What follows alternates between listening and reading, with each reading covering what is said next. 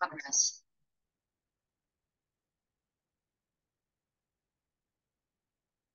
Bueno, buenos días.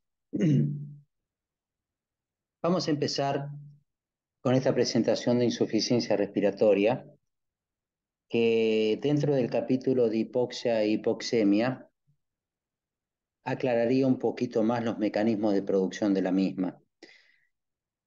También actúa como un común denominador, lógicamente, en todas las neumopatías que vamos a ir estudiando.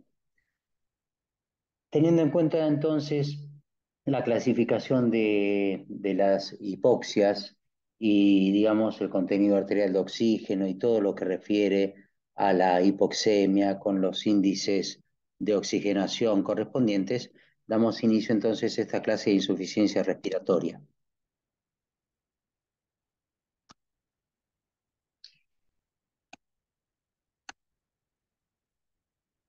Bueno, vamos a pasar entonces a la segunda diapositiva, considerando entonces la respiración, mecanismo por el cual el sistema respiratorio transfiere el oxígeno y elimina el dióxido de carbono, y se encuentra constituido entonces por la ventilación, la difusión y la circulación, como la laguna o el lecho vascular pulmonar, para poder favorecer entonces el intercambio. Los gases que vamos a estar estudiando cuando hablemos de la insuficiencia respiratoria será el CO2 y el oxígeno, los cuales tienen que estar en el pulmón en equilibrios correspondientes, al igualmente que dentro de la sangre arterial. Vamos a resaltar entonces el concepto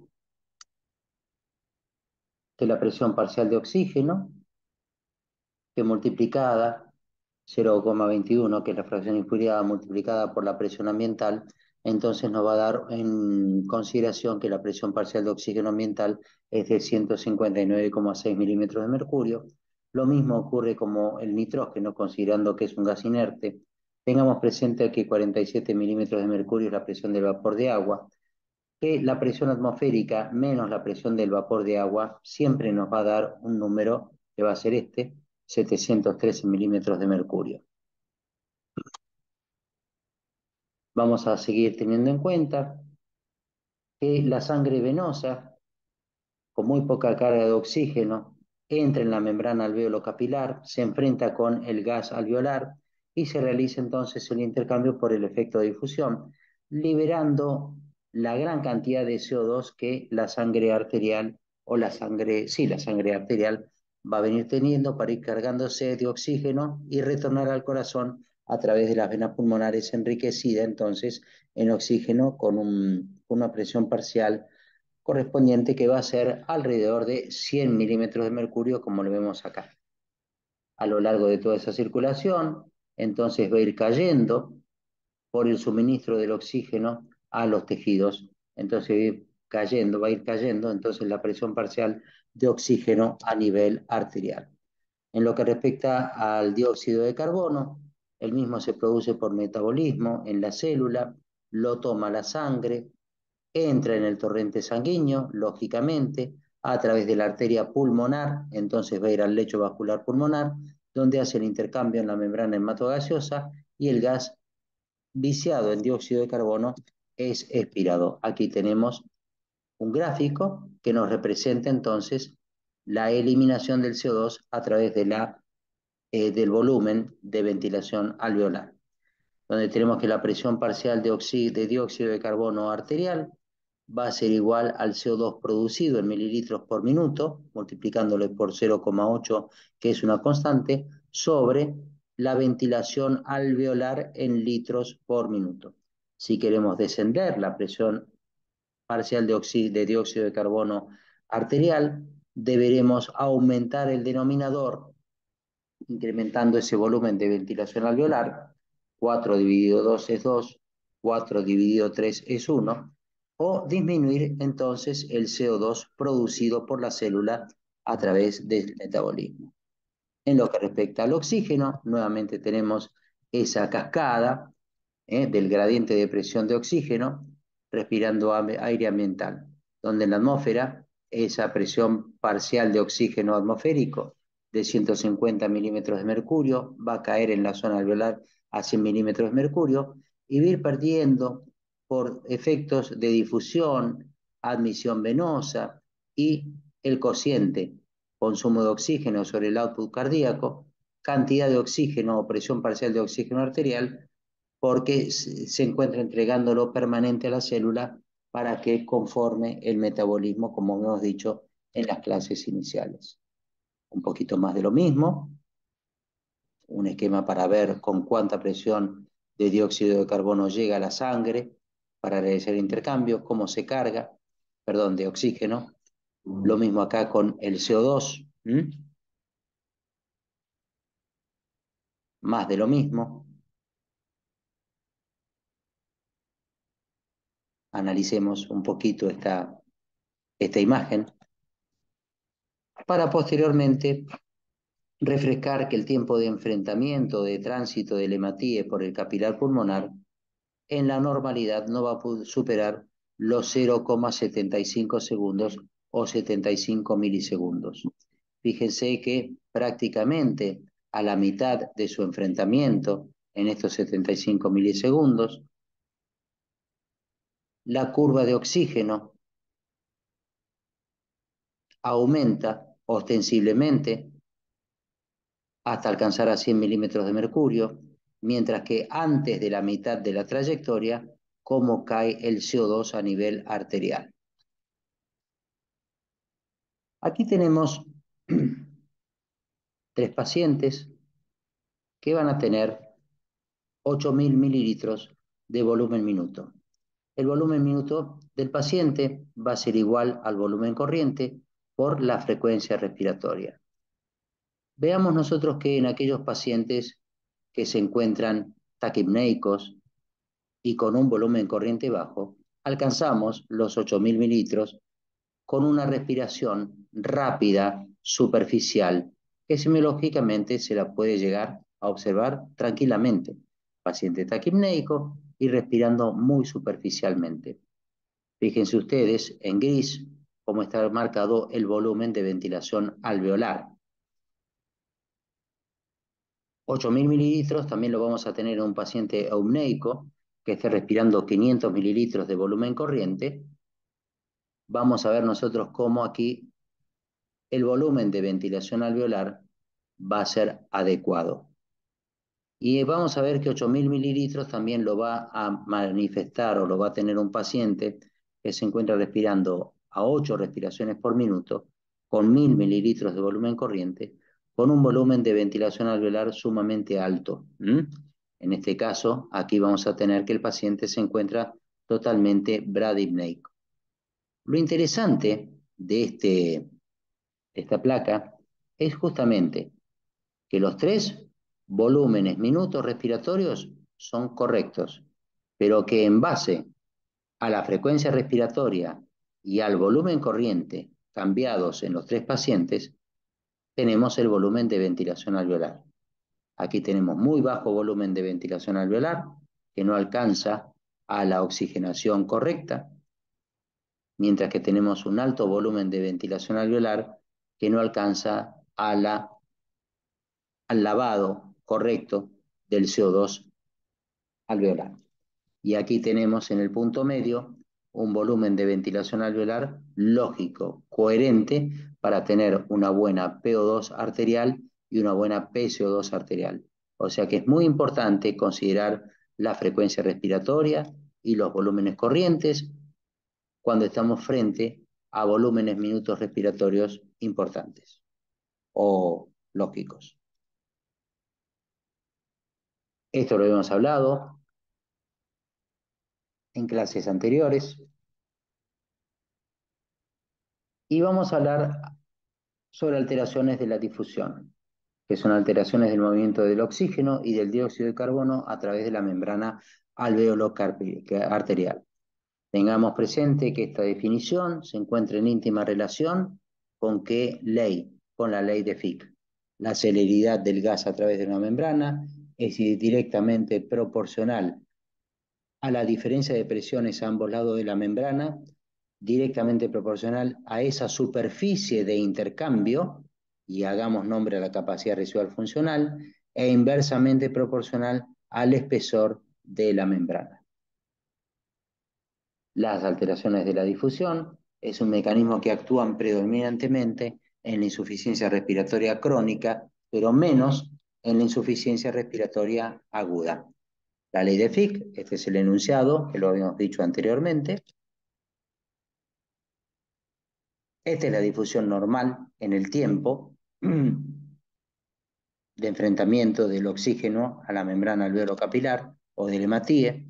¿Qué es lo que sucede en el ejercicio? Fíjense cómo el tiempo va a ser, la frecuencia respiratoria es mucho más alta, la velocidad del flujo sanguíneo es mucho más alta, por lo tanto vamos a tener un enlentecimiento del enriquecimiento de oxígeno por la sangre venosa. Los factores que alteran la difusión serán el grosor de la membrana, el área funcionante y el volumen capilar. Más de lo mismo, insuficiencia respiratoria. El término fallo respiratorio implica la imposibilidad de mantener una captación normal de oxígeno por los tejidos o una imposibilidad de eliminar el dióxido de carbono a través de los mismos. La definición de la insuficiencia respiratoria es que es un síndrome donde el sistema respiratorio falla en el cumplimiento de una o ambas de sus funciones de intercambio gaseoso, o sea, la oxigenación y la eliminación del CO2. Bueno, vamos a tener en cuenta que siempre que estemos frente a un paciente con insuficiencia respiratoria, semiológicamente, habrá un montón de alteraciones en el interrogatorio, en la inspección estática, en la inspección dinámica, en la percusión, que es un gesto profesional, noble y acertado para hacer en cada abordaje que hacemos sobre el paciente. La ocultación, siempre va a haber modificaciones en la ocultación cuando tratamos una insuficiencia respiratoria, alteraciones radiológicas, alteraciones tomográficas que iremos viendo con el correr de las clases. De esta manera, conocemos a él como insuficiente respiratorio. La definición gasométrica de la insuficiencia respiratoria es que el paciente tiene una, CO2, una PO2 menor a 60 milímetros de mercurio y una presión arterial de dióxido de carbono mayor a 45 milímetros de mercurio, respirando aire ambiental a nivel del mar. Pasamos a la otra diapositiva, donde vamos a clasificar estas insuficiencias respiratorias en agudas o crónicas. Y esto es en base al tiempo. La aguda es con evolución de horas o días, mientras que la crónica es con una evolución más larga, cosa que se dé tiempo a la aparición de los mecanismos de compensación. Y mejor que los mismos aparezcan, porque si no el paciente va a estar muy grave. Bueno, para hablar de insuficiencia respiratoria, tenemos que acercarnos a la definición de la hipoxia hipoxémica, que era aquella que dentro de las 4 tipos de hipoxias cardiocirculatoria, anémica e histotóxica, nos iba a tener a nosotros como protagonistas. Y la hipoxia hipoxémica, que va a ser causante de una posible insuficiencia respiratoria en mayor o en menor grado, se va a deber a una hipoventilación alveolar, se va a deber a trastornos en la difusión, a una desigualdad de la relación ventilación-perfusión o cortocircuito o shunt. Veamos que en lo que respecta a la hipoventilación alveolar y a la desigualdad entre relación ventilación-perfusión, el dióxido de carbono va a ser algo que va a ir acompañando a ambas, mientras que en los trastornos de difusión y en el shunt, entonces el mismo no va a ser tan categórico. ¿Cuáles son los mecanismos de compensación en un paciente con insuficiencia respiratoria? Seguramente será la crónica, porque en la aguda no le dieron tiempo, salvo algunos.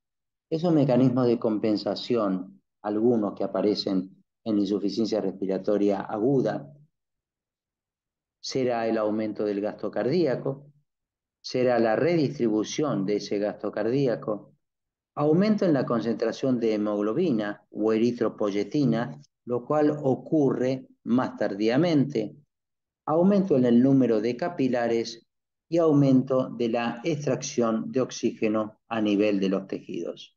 O sea, un robo sobredimensionado. Tenemos que considerar también acá que factores humorales, como aquellos que se hablan en la clase de equilibrio ácido-base con aumento del bicarbonato, actúa como mecanismo de compensación también. La clasificación de las insuficiencias respiratorias será hipoxémica o hipercápnica, ya sean las dos, aguda, crónica, o si no, crónica reagudizada.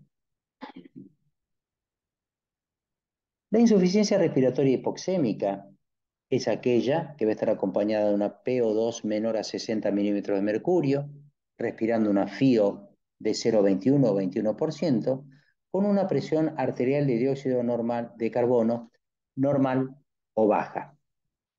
¿Se asocia a qué? A todas aquellas enfermedades respiratorias agudas que implican la acumulación de fluidos o el colapso de las vías aéreas. Por ejemplo, edema agudo de pulmón, cardiogénico o no cardiogénico, neumonía, hemorragia pulmonar.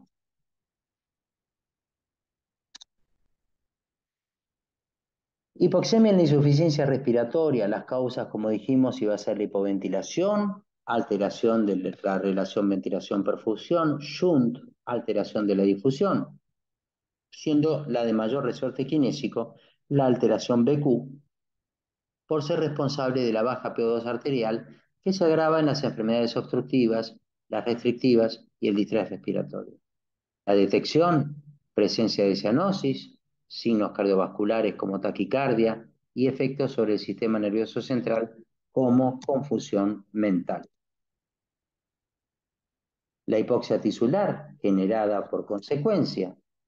La PO2 arterial es solo un factor de aporte de oxígeno a los tejidos, es solo un factor de aporte, el otro es la saturación, junto con la capacidad de transporte de oxígeno, la afinidad de la hemoglobina, el volumen minuto cardíaco y la distribución del flujo sanguíneo.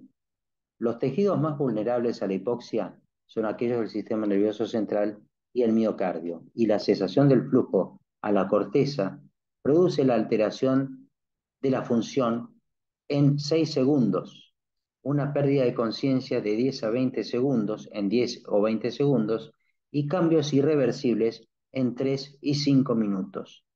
El sistema cardiovascular va a responder como con una hipertensión leve y una taquicardia, y la función renal con el correr del tiempo se deteriora y puede observarse retención de sodio y proteinuria. Recordemos que esta función renal va a ser aquella que va a generar el último mecanismo de compensación de la insuficiencia respiratoria crónica, que es el bicarbonato. La insuficiencia respiratoria hipercápnica va a ser cuando tengamos una P arterial de dióxido de carbono mayor a 50 milímetros de mercurio, a una FiO2 del 21% y frecuentemente está asociada a una hipoxemia. El pH dependerá del nivel de bicarbonato que va a tener el paciente y este va a ser dependiente de la duración de esa hipercapnia. Recordemos que el nivel del bicarbonato lo va a dar el riñón, los glomérulos. Una sobredosis de droga, una enfermedad neuromuscular, alteraciones de la pared torácica, obstrucción de la vía aérea, asma, EPOC, ya sea bronquitis o enfisema, van a ser los generadores de esta insuficiencia respiratoria hipercapnia. No tanto el enfisema, mucho más la bronquitis crónica. La insuficiencia respiratoria hipercápnica indica que hay una adecuada, es inadecuada, mejor dicho, la ventilación alveolar. Recordemos, frecuencia respiratoria por volumen corriente, menos el volumen del espacio muerto, eso es lo que da la ventilación alveolar. Y una adecuada ventilación alveolar trae un trastorno o una inadecuada eliminación del CO2 alveolar y por ende arterial. La presión arterial de dióxido de carbono obedece a esta ecuación o a este índice, donde la VCO2 es la producción del dióxido de carbono en los tejidos, la VA es ventilación alveolar, la cual va a depender del volumen minuto respiratorio menos el volumen del espacio muerto. El volumen minuto respiratorio es igual a frecuencia respiratoria por el volumen corriente. El volumen del espacio muerto es determinado con la sigla BD. De esta manera, el BD podrá ser un espacio muerto anatómico o un espacio muerto fisiológico o ambos dos. De esta manera, tenemos que la PCO2 arterial es igual a la producción de CO2 sobre el volumen de ventilación alveolar, volumen corriente por frecuencia respiratoria, menos el volumen de espacio muerto, que podrá ser anatómico o fisiológico.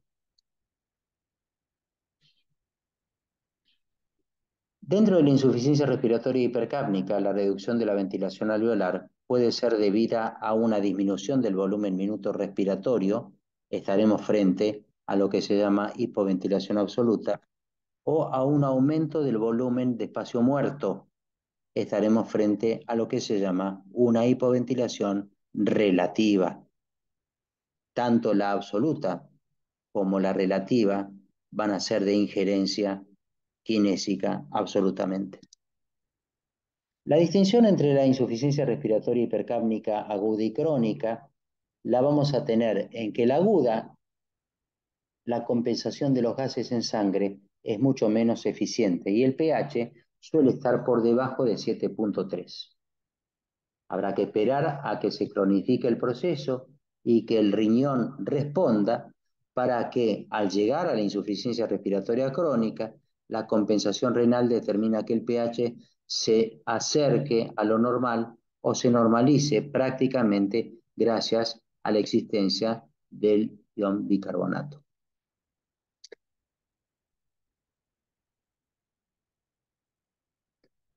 La hipercapnia en la insuficiencia respiratoria crónica entonces se debe a la hipoventilación, a la alteración BQ, a la hipoventilación, una patente clínica de las neuromusculares, alteración BQ, mecanismo de hipoxemia en el EPOC y en las enfermedades intersticiales, dándose en ella como iatrogenia, la iatrogenia más importante o común, la retención del CO2, por un mal uso de la oxigenoterapia.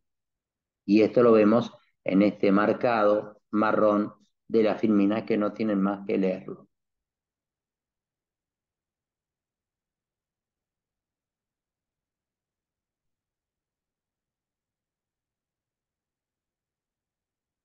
Recordemos que el oxígeno puede ser un depresor importante de la función respiratoria en un paciente que esté hipoventilando o en un paciente que tiene un BQ alterado, ya sea creciente o decreciente. Ese suministro de oxígeno va a deprimir el centro respiratorio, disminuye la función de bomba ventilatoria y vamos a estar frente a una hipercapnia absoluta. Y aquí lo tenemos, por culpa de la elevación de la presión del líquido cefalorraquídeo, estamos hablando de la PCO2. Dentro de la fisiopatología a considerar, cuando falla la bomba respiratoria, es por causa de drogas, stroke, traumatismo cráneoencefálico.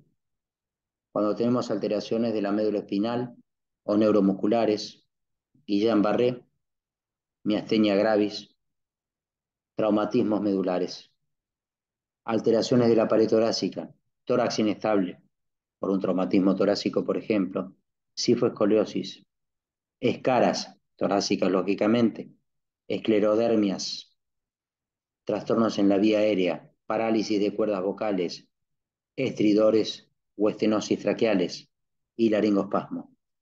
Todas estas van a generar una falla en la bomba ventilatoria.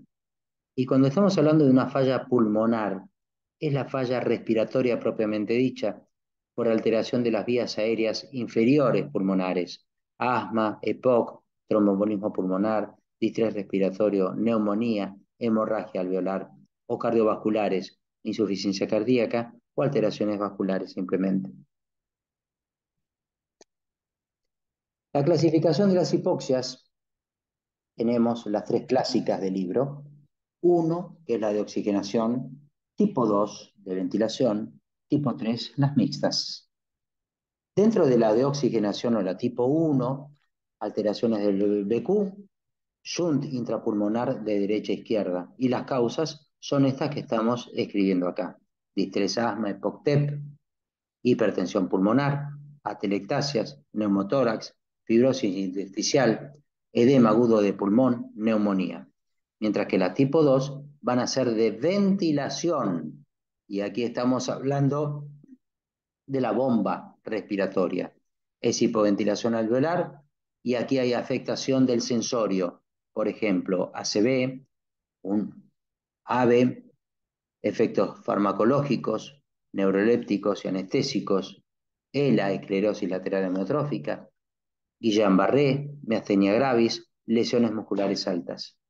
Y la tipo 3, aquí hay alteración del BQ, como la tipo 1, más hipoventilación alveolar, quizás por la hipercapnia que tiene el paciente, y el deterioro, digamos, del líquido cefalorraquídeo con el deterioro del sensorio y de la función, digamos, del centro respiratorio superior. Distrés respiratorio, asma y EPOC. Los mecanismos fisiológicos o fisiopatológicos involucrados en la insuficiencia respiratoria serán los que se describen en la placa. Las alteraciones de difusión, las alteraciones del BQ, shunt, hipoventilación alveolar, alteraciones de la circulación, alteraciones en el transporte de oxígeno, alteraciones en la utilización del oxígeno. Y en estos dos últimos aspectos tenemos que rever para su interpretación las variables en el transporte de gases. Aquí tenemos una representación esquemática de los distintos patrones de ventilación y perfusión, donde en A vamos a tener una relación ventilación-perfusión normal, en B un alvéolo mal ventilado y bien perfundido, aquí vamos a estar frente a un BQ alterado. En este caso, esta alteración, ante un deficiente o caído numerador y buen denominador, el BQ va a ser decreciente. Aquí vamos a tener un estado de shunt, donde vamos a tener cero ventilación con buena perfusión. Aquí no existe ningún tipo de intercambio gaseoso porque no hay nada de aire en este alvéolo. En la unidad D vamos a tener lo que recibe el nombre de espacio muerto, un alvéolo que se encuentra muy bien ventilado, pero que no está nada perfundido, caso de un tromboembolismo pulmonar, y estaremos frente al volumen, a lo que recibe el nombre de espacio muerto. ¿Entendido? Bueno, vamos a continuar adelante entonces en la presentación. Aquí tenemos una relación BQ normal, con buena ventilación y buena irrigación de ambas unidades. Aquí tenemos un BQ anormal, donde vamos a ver en la unidad B se encuentra escasamente ventilado. Mejor dicho, bien ventilada y nada profundidad. Aquí vamos a tener un BQ anormal, alteración de la ventilación y de la perfusión. Lo vemos ahí, alteración de la ventilación. Lo vemos ahí, alteración de la perfusión. Ejemplos de shunt intrapulmonar, un alvéolo lleno de fluido, nada de aire, cero de ventilación.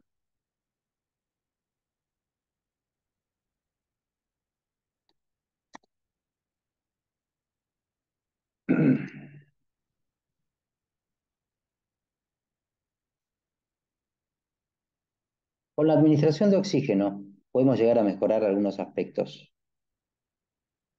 Por ejemplo, aspectos de la difusión. La celeridad del oxígeno para trasladarse a través de la membrana hematogaseosa va a ser proporcional a la diferencia a ambos lados de la membrana. Resulta que en el alvéolo se está recibiendo una alta concentración de oxígeno por haberle aumentado la fracción inspirada del mismo. Por lo tanto, teóricamente, habría un aumento de la presión parcial de oxígeno arterial. Se favorece el fenómeno de solubilidad y por ende de difusión del gas de un lado a otro de la membrana. En lo que respecta a la hipoventilación, mediante concentraciones bajas de oxígeno, se revierte la hipoxemia causada por la hipoventilación mediante concentraciones bajas de oxígeno. ¿Por qué se revierte? Justamente vamos a tener nosotros que mejora la hipercapnia y en cierta manera aumenta, digamos, el gas levemente en esa unidad alveolar. No lo queremos aumentar en gran manera justamente para no producir depresión del sistema nervioso central. En lo que respecta al BQ, el alivio de la hipoxia alveolar en las regiones mal ventiladas del pulmón se da al aumentar el flujo sanguíneo como consecuencia de la supresión de la vasoconstricción hipóxica. Al recibir grandes cantidades de oxígeno, ese fenómeno de vasoconstricción que se producía en los capilares porque por acción refleja no irrigaban al alvéolo mal ventilado, empiezan a irrigarlo nuevamente en cómoda situación para que exista un buen intercambio. En lo que respecta al shunt, vamos a ver nosotros que si el alvéolo no se encuentra nada ventilado, por más que demos nosotros oxígeno, ese alvéolo no va a enriquecer a la presión arterial de oxígeno en la sangre, justamente porque no hay lugar para que ese volumen rico en oxígeno pueda entrar, porque el alvéolo se encuentra atelectasiado u ocupada por otras situaciones, por otros elementos. Bueno, y aquí vemos lo que sucede en esta horizontal, que tenemos fracción inspirada de oxígeno, y en la vertical, donde vamos a tener la presión arterial de oxígeno en trastornos BQ. En la normalidad del proceso, cuando tenemos un BQ ligeramente alterado, vamos a ir dando oxígeno, va a ir subiendo más paulatinamente, pero sube y de manera interesante. Lo mismo sucede con los cuadros moderados y con los cuadros severos de BQ, donde el suministro de oxígeno, en cierta manera, va a ir mejorando esa presión parcial de oxígeno arterial. Pero cuando se trata de shunt, alvéolos no ventilados o alvéolos no perfundidos, por más que demos oxígeno, entonces la curva va a ir enlenteciéndose y prácticamente no se va a modificar en los casos de shunt grave. Conclusiones de la insuficiencia respiratoria: mecanismo de alteración o cambio, que es un común denominador en todo tipo de neumopatía, donde habrá que conocer la fisiopatología para poder interpretar, clasificar estas insuficiencias respiratorias para poder idear las estrategias terapéuticas para cada una de ellas. Muchas gracias.